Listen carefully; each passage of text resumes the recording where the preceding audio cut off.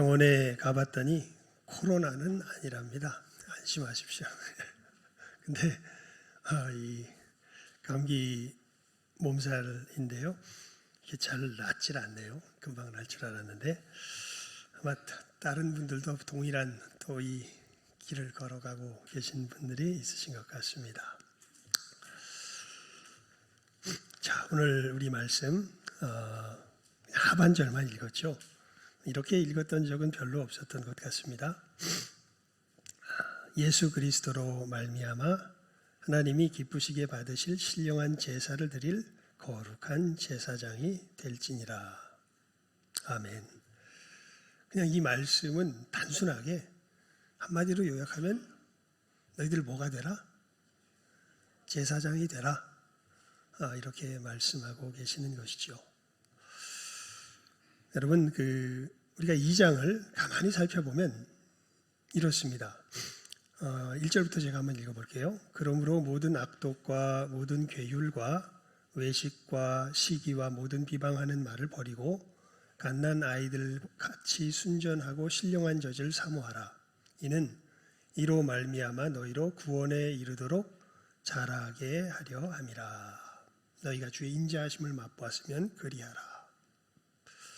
그러면서 2장 1절에서 3절에 보면 그 핵심 권고가 다른 것이 아니라 너희가 구원에 이르도록 자라게 하려고 한다라는 이야기인 것을 알 수 있습니다.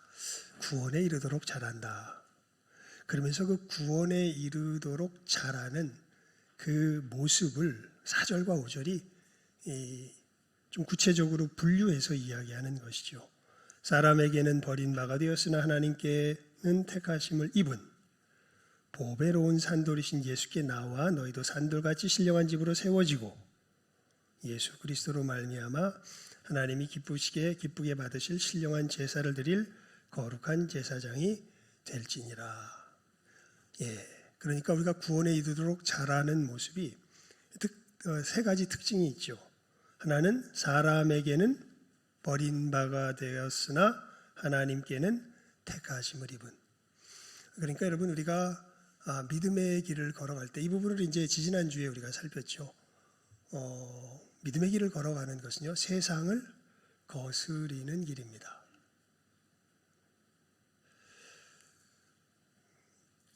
큰 착각을 하신 분들이 혹시 있으실까 모르겠습니다. 내가 세상에서 잘 살기 위해서 예수님 앞에 나왔어요. 번지수를 잘못 찾으셨습니다. 예수님은 우리로 세상에서 잘 되게 하시는 분이 아니라 세상에서 떠나가게 하시는 분입니다. 예수의 사람은 여러분 물고기, 살아있는 물고기는 물살을 늘 거스려서 헤엄칩니다. 물살에 밀려도 물살을 거스려요. 물살에 둥둥 떠내려가는 물고기는 오직 죽은 물고기밖에 없습니다. 그리스도인들도 똑같습니다. 그리스도인은요, 세상을 뭐하는 존재들일까요? 거스리는 존재들입니다. 세상과 결코 참 신기한 게 세상 속에 있어요. 그래서 아마 그리스도인에 대한 가장 좋은 비유 중에 하나가 바다에 떠 있는 배입니다. 여러분, 배가 되려면 바닷물이 그 속에 들어오면 배가 배로서 기능을 못하면 그냥 가라앉아 버리죠. 하지만 배는 반드시 또 어디 위에 있어야 돼요? 바다 위에 있어야 되죠. 물은 절대 들어오면 돼요? 안 돼요? 안 됩니다. 하지만 어디 위에 있어야 돼요? 바다 위에 있어야 되죠. 그것과 같습니다. 우리 그리스도인들은 세상과 동조해서 세상에서 잘 사는 사람들이 아니라 세상을 뭐하는 사람들이에요? 거스리는 사람들이기 때문에, 그래서 세상이 우리를 미워해요. 이게 무슨 뜻이냐면 세상 가치관을 가지고 살아가는 사람들은 우리가 정말 싫습니다. 그냥 싫어요. 가치관이 전혀 다르기 때문에 그렇습니다. 사는 세계 자체가 전혀 다르기 때문에 그렇습니다. 그런데 놀랍게도 그 사람들도 사실은 어느 세상에서 살기를 자기 마음 깊은 곳에서는 원하냐면 우리가 사는 이 세상에서 살기를 원합니다. 저 세상은 떠나야 될 세상이에요. 들어와야 될 세상은 예수 안에 있는 이 세상입니다. 하지만 분명한 관계는 이 세상과 우리가 누리는 주님 안에서 누리는 이 천국의 세상과의 관계는요 서로 배척하고 있습니다. 이것은 함께 공유될 수가 없습니다. 그것을 이제 사람에게는 버림받아가 되었으나 하나님께는 택하심을 입으니라는 이 말씀 속에서 우리가 깊이 살폈지요. 그리고 보배로운 산돌이신 예수께 나와 너희도 산돌같이 신령한 집으로 세워지고, 이건 다른 뜻이 아니라 우리가 다시 반복할 필요는 없죠. 자세하게 그 뜻만 다시 한번 요약해서 살피면요, 우리가 구원에 이르도록 잘하는 것은 우리가 바로 누가 거하시는 집이 되는 거예요. 하나님이 거하시는 집이 되는 것이죠. 저는 이 설교가 되게 어려울 거라고 생각했습니다. 지난주에 설교라고요.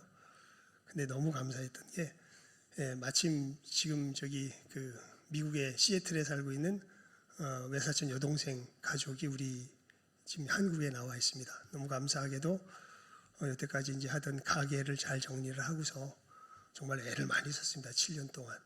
원래 빵 전문인데 무슨 퓨전 음식 같은 음식점을 차려서 열심히 일한 다음에 나름 이제 새로 자기가 미국에서 가게를 열 만한 자본을 마련해서 이제 그 가게는 정리하고 가게를 열기 전에 이제 한번 이 휴가차 이제 우리 한국에 나서 한 달 정도 있게 되었는데요. 오늘은 못 나왔는데 일단 계속해서 한 두어 주 계속해서 우리 주일날 예배에 참석했었습니다. 근데 거기 이제 8살짜리 아이가 하나 있거든요. 레아라고. 근데 지난 주일날 이제 말씀을 이제 예배에 참석하고 와서 이제 집에 식구들끼리 이야기를 하는데, 나는 처음 알았어요. 그래서 뭘 그랬더니 우리가 하나님의 집이라는 걸 처음 알았어요. 꼬마 아이가 그렇게 얘기를 하는 걸 듣고서 아니 저 녀석이 저 얘기를 알아들었구나라는 생각이 들면서 너무 감사했는데요. 여러분 그렇습니다. 우리가 구원에 이르도록 잘한다는 것이 다른 것이 아니라 우리가 누가 거하시는 전이 되는 것이에요. 하나님이 거하시는 전이 됩니다. 그래서 사실 우리가 지난주에 이 부분은 제가 콕 집어서 말씀은 못 드렸는데, 성경 말씀에 보면요, 귀신이 쫓겨나간 다음에 막 그 바깥을 돌아다니다가 있을 때를 못 찾고서 다시 내 집으로 돌아가리라, 이런 표현을 하는 성경 구절이 있습니다. 놀랍게도 귀신이 자기가 나온 사람을 뭐라고 표현해요? 자기 집이라고 표현합니다. 이게 왜 그러냐면 귀신이 누구 흉내내는 거냐면 하나님 흉내내는 거예요. 하나님이. 귀신이 왜 귀신이 됩니까? 사실은 귀신들 여러분 잘 아십시오. 귀신은 조상이 죽어서 귀신이 되는 게 아닙니다. 잘 아셔야 돼요. 우리는 죽으면 천국 아니면 지옥으로 갑니다. 우리 영이. 더 이상 이 땅에 돌아다니지 않습니다. 이 땅에 돌아다니는 건 죽은 자의 영이 아니라 죽은 자의 영을 흉내내는 타락한 천사들이 이 땅 위에 돌아다니는 겁니다. 타락한 천사들은 어떻게 타락했냐면 자기가 누구처럼 되려고 했기 때문에, 하나님처럼 되려고 했기 때문에 타락했던 거죠. 사단의 뒤를 쫓아서. 인간이 타락한 것도 마찬가지죠. 아담이 누구처럼 되려고, 하나님처럼 되려고 했기 때문에 뭘 따먹어요? 선악과를 따먹고 타락하지 않습니까? 사단들도 마찬가지입니다. 지가 누가 되려고? 하나님이 되려고. 그래서 귀신들은 누구 흉내를 내려고 그럴까요? 하나님 흉내를 내려고 그럽니다. 그래서 사람을 뭐로 삼고? 자기 거처로 삼고 거기에 거하려고 하는 거죠. 아닙니다. 사실 우리는 누구의 거처가 되기 위하여서?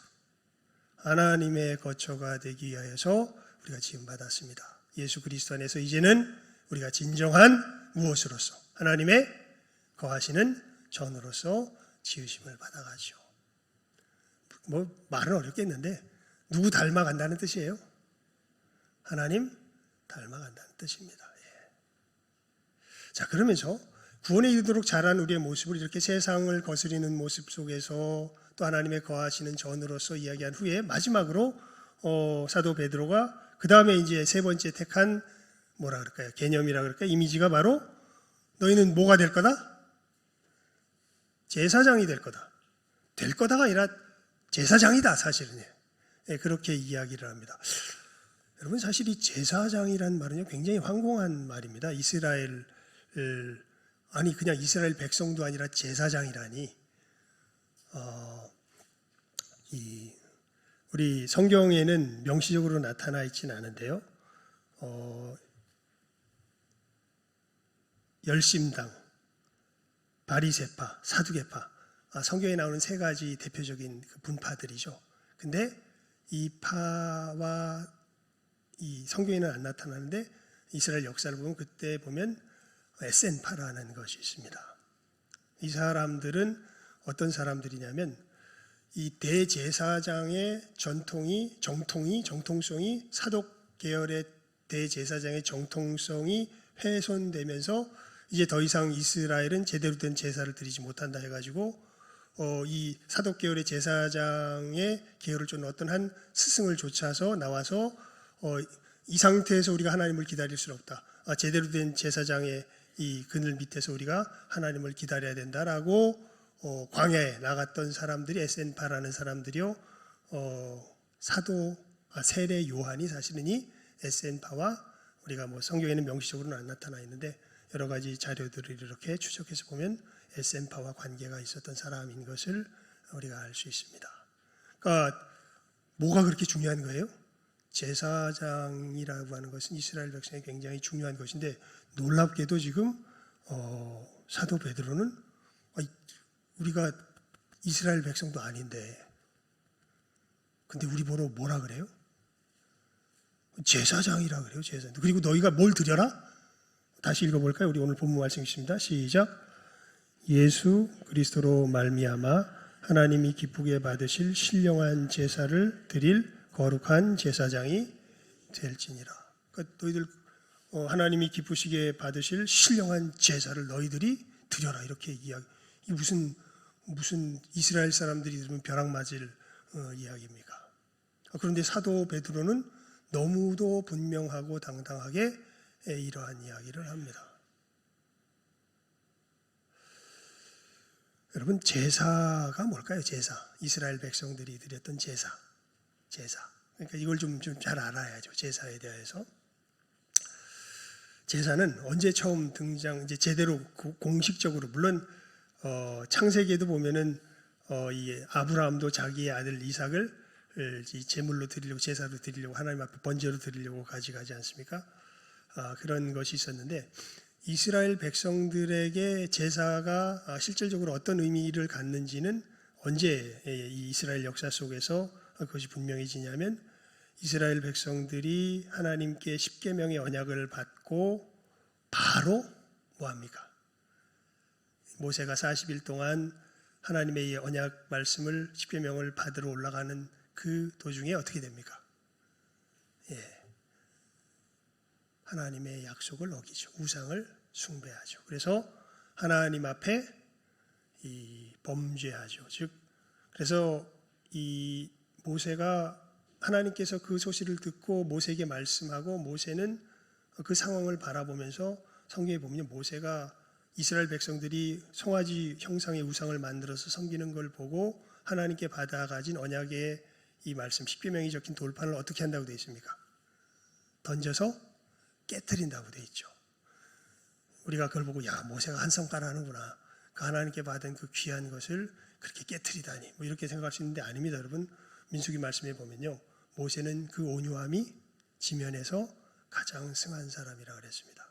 모세가 성깔 부리는 것이 아니라 모세는 그때 뭐가 깨졌다는 것을 아예 이 그림으로 보여준 거예요. 하나님과 언약이 깨졌다는 것을 그림으로 보여. 이제 하나님과 이 약속의 법을 지킴으로 하나님 백성이 되기로 했는데 이 약속을 맺자마자 뭐 한 거예요? 어겨버린 거예요. 그러니까 하나님과의 뭐가 깨졌다? 약속이 깨졌다. 그리고 나서 모세가 자기의 이 이름을 걸고서 내 이름을 차라리 생명책에서 지워주실지언정 이 백성을 버리지 말아달라고 하나님 앞에 기도하죠. 그리고 하나님께서 모세의 기도를 들으시고 이스라엘 백성을 다시 하나님의 백성으로 어떻게 합니까? 맞으시죠. 그러면서 주시는 제도가 뭐냐 하면 레위기입니다. 그게 뭐예요? 레위기는 여러분 성경 읽을 때 제일 어려운 책 중에 하나가 어디입니까? 레위기죠. 레위기 왜 어렵습니까? 이게 무슨 관련이 있는지 모르겠는데 전혀 낯선 제사하는 이야기만 잔뜩 적혀져 있거든요. 근데 그게 왜 중요하냐면요. 여러분, 이스라엘이 결국 그러면서 이제 역사 속에서 우리가 분명히 알게 됩니다. 하나님의 약속의 법을 제대로 지킵니까? 못 지킵니까? 삶 속에서. 못 지킵니다.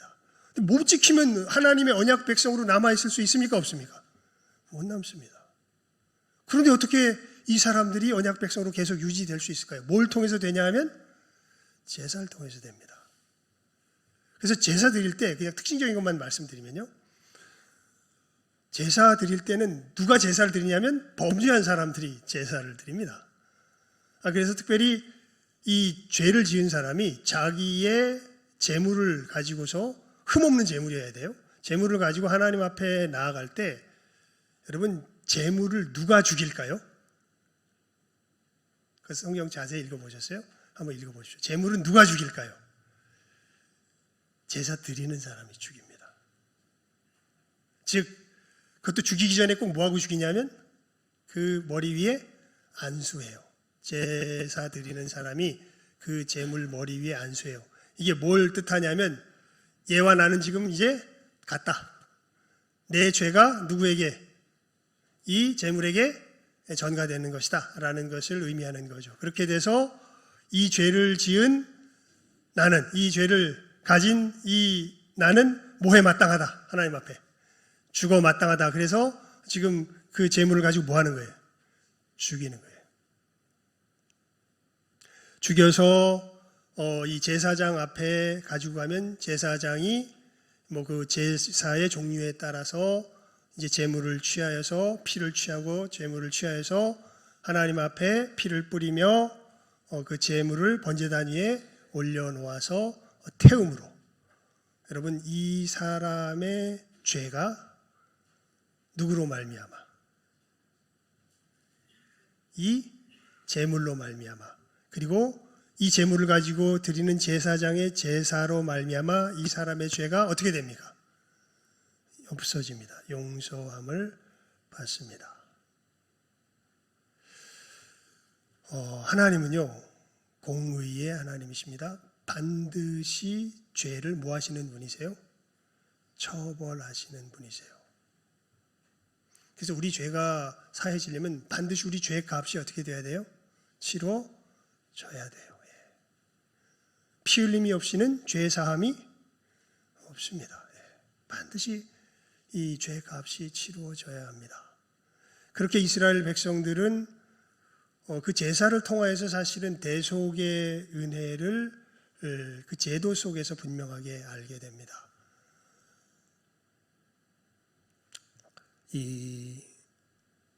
그런데 여러분 이제 거기는 우리 히브리서를 그냥 읽어봅시다. 이걸 설명을 하려면 너무 길어지니까 그냥 성경 말씀을 그냥 우리 읽지요. 히브리서 9장입니다.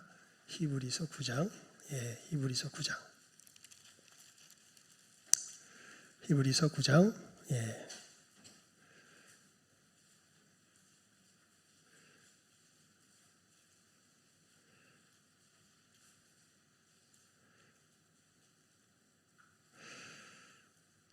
우리 13절에서 14절까지 말씀입니다. 13절에서 자주 읽었던 말씀이죠. 13절에서 14절까지 말씀 우리 함께 읽도록 합니다. 시작. 염소와 황소의 피와 및 암송아지의 재로 부정한 자에게 뿌려 그 육체를 정결케 하여 거룩케 하거든 하물며 영원하신 성령으로 말미암아 흠없는 자기를 하나님께 드린 그리스도의 피가 어찌 너희 양심으로 죽은 행실에서 깨끗하게 하고 살아계신 하나님을 섬기게 못하겠느냐. 아멘.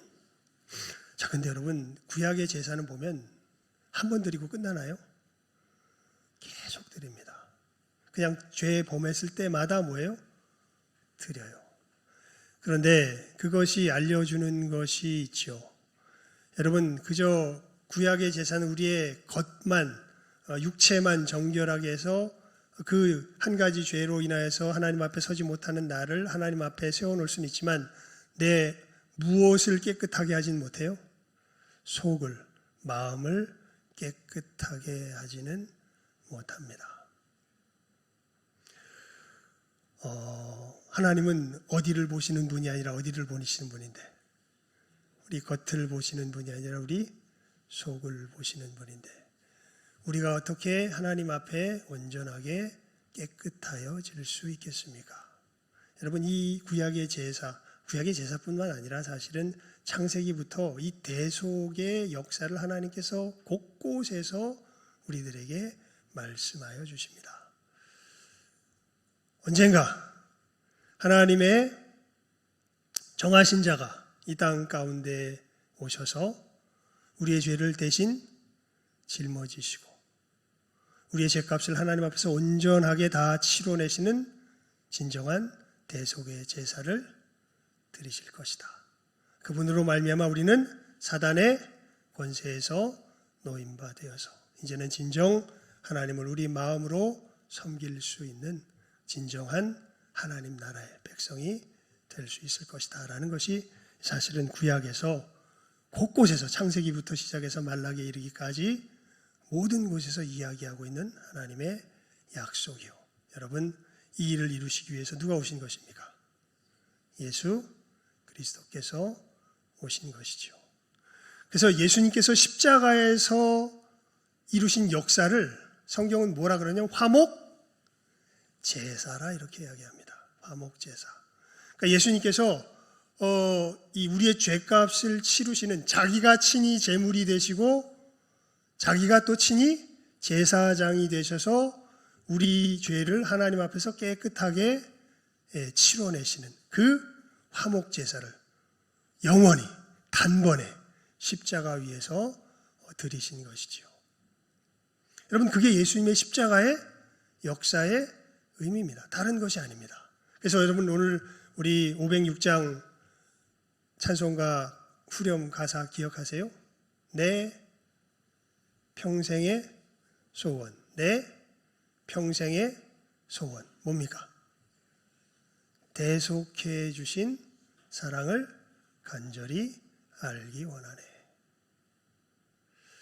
그래서 여러분, 우리가 하나님과 화목하게 될 수 있는 그 유일한 길이 예수님의 이 대속의 속죄로 말미암아 우리들 가운데 열렸습니다. 다른 길이 없습니다. 그러니까 사람들이요, 하나님과 화목할 수 있는 길은 예수님께서 나를 위하여서 이 대속의 제사를 드렸다는 것을 믿고 예수님의 그 은혜가 나를 정결케 하여 주도록 예수님께 자기를 내어 맡겨 드리는 일 외에는 다른 길이 없습니다. 그래서 이 일을 하라는 것을, 내 이웃들을 향하여서 이 일을 하라는 것을 오늘 말씀이 이야기하는 거예요. 우리 다시 한번 본문 말씀 읽어볼까요?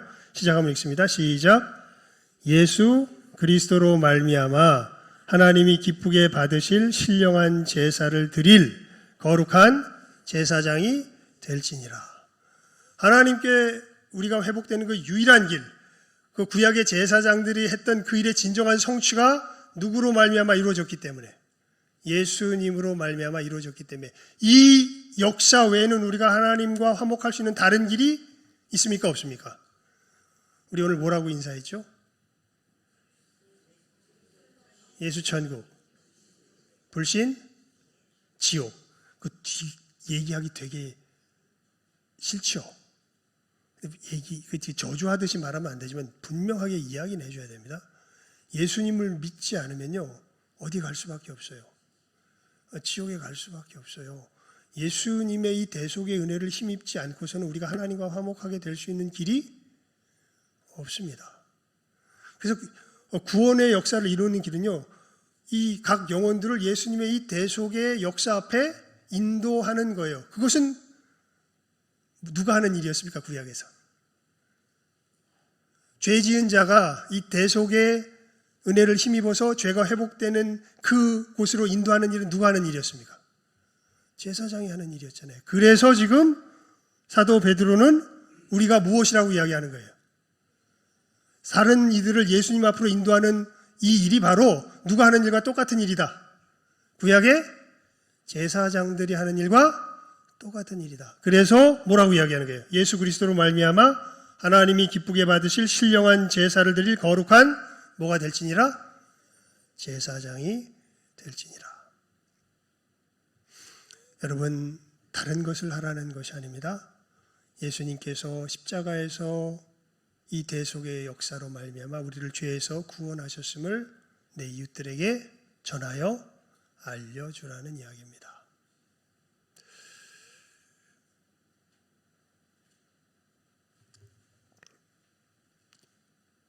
무엇을 바라며 살아가십니까? 무엇이 이루어지기를 여러분 소망하며 살아가십니까? 저는요, 예수님 안에서 점점 단순해지는 것 같아요. 그 부분은 정말 그렇습니다. 아주 그리고 굉장히 구체적이에요. 다른 것 아닙니다. 진짜 사랑과 신뢰와 함께 소망을 품을 수 있는 그 사회를 소망하며 살아갑니다. 우리가 살아가는데 내 옆 사람을 진짜 신뢰할 수 있고 진짜 사랑할 수 있고 진짜 함께 소망을 품으며 살아갈 수 있는 그 사회를 소망하며 살아갑니다. 그리고 주님께서 오셔서 이루실 나라가 어떤 나라예요? 그런 나라예요. 예. 여러분, 지옥은 어떤 곳입니까? 다른 곳 아닙니다. 신뢰할 수가 없습니다. 예. 사랑할 수가 없습니다. 함께 소망을 품을 수가 없습니다. 늘 뭐가 있어요? 전쟁이 있습니다. C.S. 루이스가 스크루테이프의 편지라는 책에서 지옥에 대해서 여러 이야기를 하는데요. 그 사람은 자기가 생각하는 지옥은 아주 이 공무원 세계와 좀 비슷하다 이런 얘기를 해요. 겉으로는 세련되게 예의를 갖추고 서로에게 예의를 갖추지만 뒤에서는 서로를 향해서 칼을 겨누고 찌르고 죽이려고 하는 그런 공무원 세계야말로 아마 성경이 이야기하는 지옥에 가장 가까운 우리들이 사회 속에서 누릴 수 있는, 사회 속에서 이렇게 볼 수 있는 지옥에 가장 가까운 모습이 아닐까 이렇게 생각한다, 그렇게 이야기를 합니다. 여러분은 지금 어떤 세상에서 살고 계십니까? 이게 지금 우리 사는 세상 혼재에 있거든요. 믿지 못하게 하고 사랑하지 못하게 하고 함께 소망을 갖지 못하게 하는 이 영이 역사하는 강력한 힘이 있고요. 그 반면에 예수께서 다스리시기 때문에 그 속에서 그 모든 것을 뚫고 하나님을 신뢰하며 이웃을 사랑하며 하나님의 소망을 품고 힘차게 살아가는 그 사회가 있습니다. 여러분은 실제로 지금 어떤 사회 속에서, 어떤 세상 속에서 살아가고 있고 어떤 세상을 그리며 살아가고 있습니까? 천국을 그리며 살아가는 사람들은요, 이 사도가 이야기한 이 세 가지 특징을 자기의 현실의 삶 가운데서 경험하며 살아가는 사람들입니다. 자기의 삶이 이 세상의 가치를 거스리는 삶이라는 것을 알며 세상을 거스려 살 줄 알고, 이 땅에 썩어질 것을 취하는 것이 아니라 진정 하나님이 거하시는 집이 되기 위해서 하나님의 거룩한 성품을 닮아갈 줄 알며, 이 진정한 세상에 나만 살 뿐 아니라 누구도 살도록, 이 세상 밖에 있는 저 멸망에 처한 내 이웃들도 거기를 떠나서 이 세상에서 살 수 있도록 그 사람을 초청할 줄 아는, 이 세상으로 부를 줄 아는 삶의 모습이야말로 구원에 이르도록 자라는 진정한 누구의 모습이에요? 그리스도인의 모습인 것을 사도 베드로가 2장 4절 5절 말씀 속에서 그 특징을 분명하게 이야기하여 주고 있는 것이지요. 여러분, 그래서 우리 다른 건 몰라도 우리 지금 올 한 해 특별히 신경 쓰는 게, 특별히 우리가 하나님 앞에 이 제사장의 사명을 어떻게 하자? 제대로 충성스럽게 감당하자라는 것 우리가 훈련하면서 나아가고 있는 것 아닙니까? 여러분, 내가 진짜 구원받았다면요, 이 구원을 누구만 누릴 수 없어요? 나만 누릴 수 없습니다. 반드시 누구에게 전해주게 돼 있어요. 내 옆 사람에게, 멸망을 향하여 나가는 저 사람에게 전해주게 되어 있습니다. 이 분명한 소명을 마음 가운데 잘 새기면서 오늘 설교 제목과 같이 우리는 무엇입니다? 제사장입니다.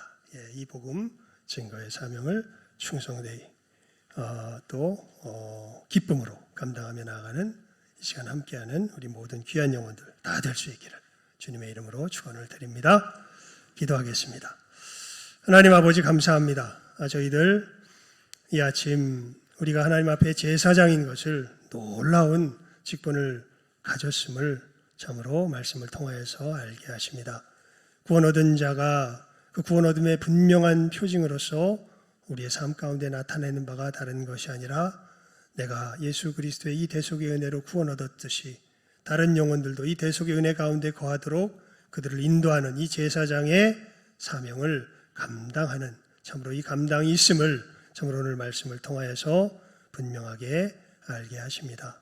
하나님, 이 시간 함께하는 우리 모든 귀한 영혼들 이 사명이 있음을 다시 한번 마음 가운데 확인하게 하여 주시옵소서. 하나님이여 참으로 나만 천국에 들어가는 그런 구원을 하나님께서 주시지 아니하였습니다. 하나님 참으로 나를 구원하신 것 같이 내 주변에 멸망하는 그 영혼들을 구원하도록 우리를 부르셨음을 저희들 시간 다시 한번 기억하게 하시고 이 복된 사명 주님 만나는 그날까지 충성되이 기쁨으로 감당하며 나아가는 시간 함께 머리 숙인 우리 모든 귀한 영혼들 다 되게 하여 주시기를 간절히 바라옵고 소원하옵고 축복하오며 모든 것 예수님 이름으로 기도드리옵나이다. 아멘.